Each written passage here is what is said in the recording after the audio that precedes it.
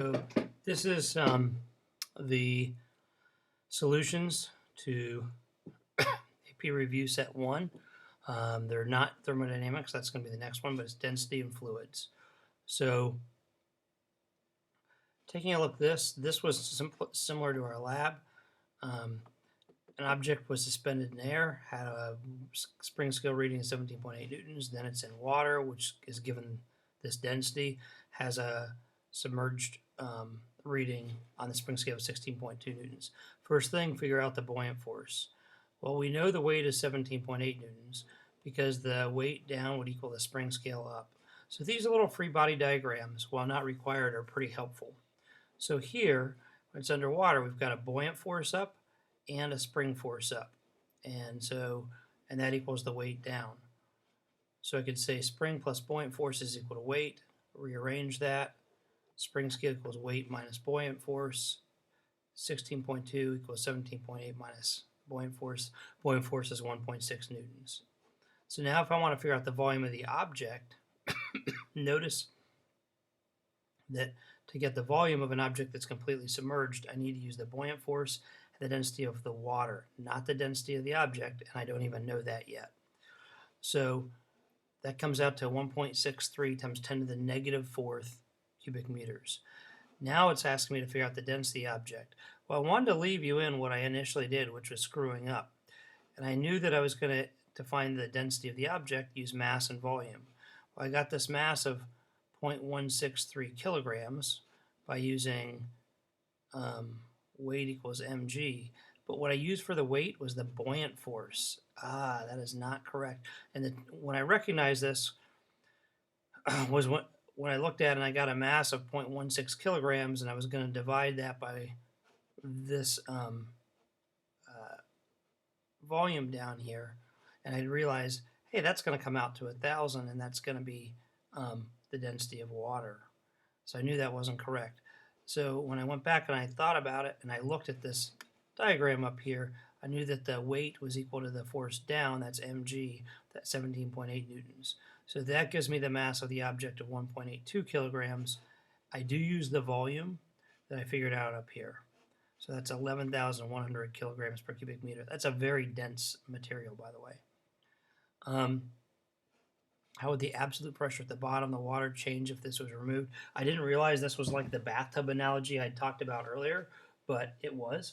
And so essentially removing the object will lower the depth of the liquid, and so therefore the absolute pressure at the bottom would be less. Same atmospheric pressure, but less depth. Okay. Second one here, seems like it turned out a little bit better from a focusing standpoint. You've got an object, liquid squirting out here. It says that water is added to keep this height the same.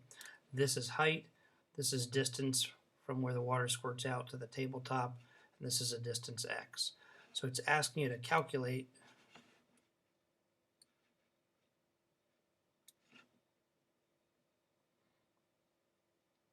the flow rate. So that actually should be pretty straightforward here. Cubic meters per second.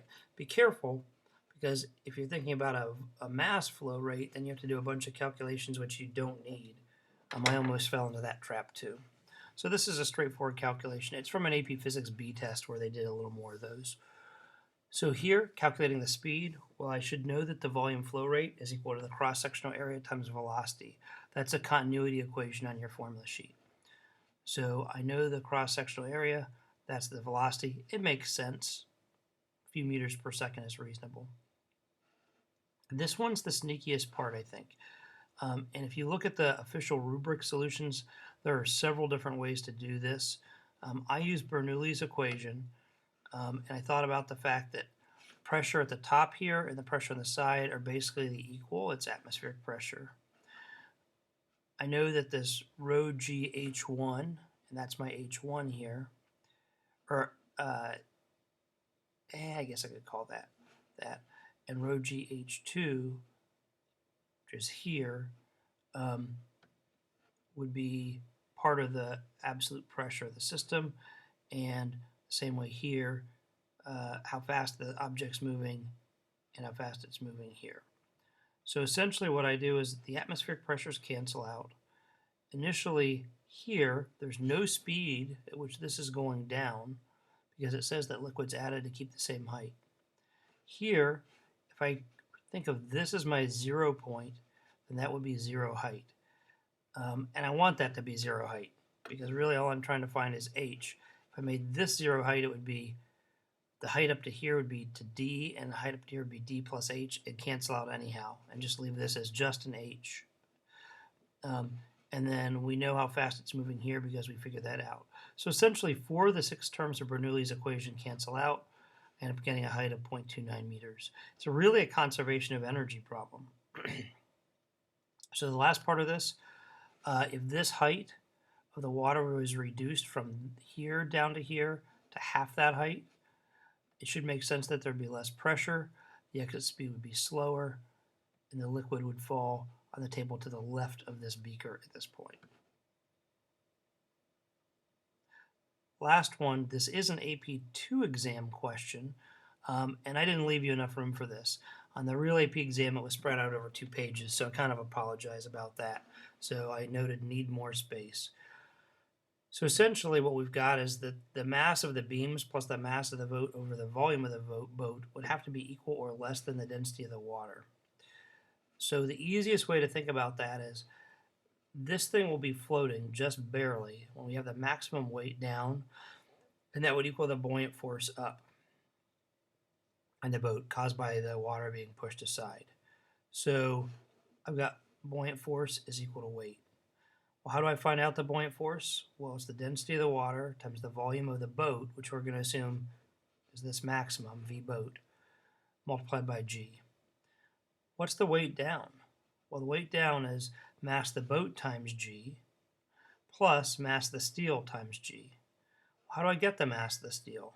Well, the mass of the steel is the density of the steel times the volume of the steel times however many beams are put on there. So that's just a rearrangement of the density formula. And that would be for one beam, so multiplying it by n beams. To go back and solve this for n, number of beams, I can cancel out g because that's on both sides of the equation.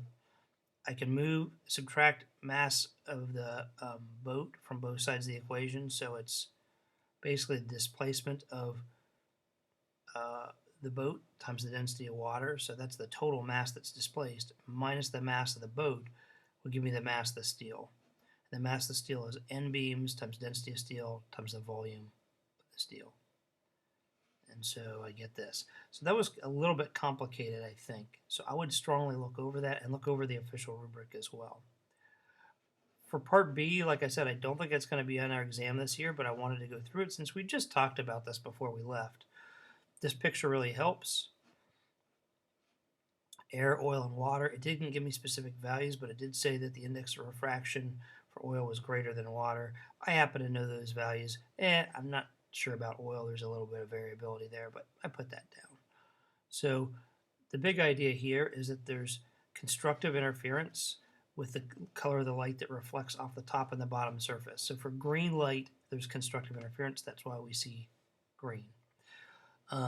Also, there's a phase shift here, and there's no phase shift here, because we only get a phase shift when we reflect off of a surface that's more optically dense than less, and 1.5 is greater than 1, but 1.33 is not greater than 1.5. So the key is that this path length difference here has got to be something that makes up the half wavelength difference caused by this having a flip and this not flipping, at least as a minimum value. And so the thickness would be a minimum of 1/4 of a wavelength here. Now, I would have missed one point here because of something I didn't mention. It wasn't clear to me that it needed to be mentioned, but you should look in the official rubric to figure out what that is. This one is a reasonable one to be on the test. So the key thing here is if the depth remains the same, then the cross-sectional area is simply the width times the depth. Depth is the same, so I put a D there and a D there. Those cancel out. So if it is twice as wide over here, it'd be going half as fast. So the final speed is 10 kilometers per hour. So I hope that helps.